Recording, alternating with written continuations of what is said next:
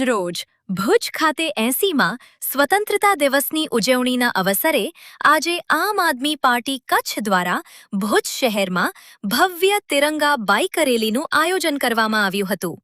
રેલીનો પ્રારંભ લાલ ટેકરી ખાતે આવેલી સરદાર વલ્લભભાઈની પ્રતિમાને પુષ્પાંજલિ અર્પણ કરવામાં આવ્યો હતો. ત્યારબાદ રેલી બસ સ્ટેશન વિસ્તારમાંથી પસાર થઈ હમીરસર કાંઠે પહોંચી અને કોલેજ રોડ ખાતે સમાપ્ત થઈ હતી. આ તિરંગા રેલીમાં આમ આદમી પાર્ટીના મોટી સંખ્યામાં કાર્યકરો તેમજ ચૂંટાયેલા પ્રતિનિધિઓ ઉત્સાહભેર જોડાયા હતા.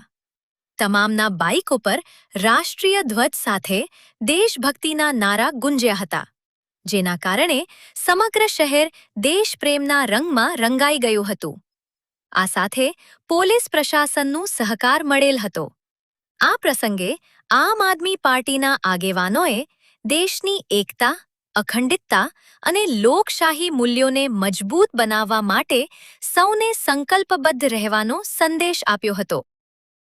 नमस्कार, मैं डॉक्टर कायनात अंसारी आथा, उपाध्यक्ष आम आदमी पार्टी गुजरात प्रदेश।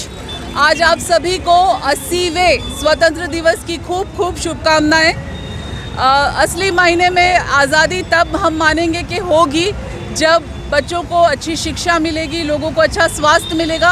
लेकिन हम मायूस नहीं हैं, हम होपफुल हैं कि ये बदलाव ज़रूर आएगा। आम आदमी पार्टी ये बदलाव लाने के लिए तत्पर है और ऐसे दिन हम भारत को दिखाएंगे जब असली में स्वतंत्रता दिवस की खुशियाँ लोग मनाएंगे।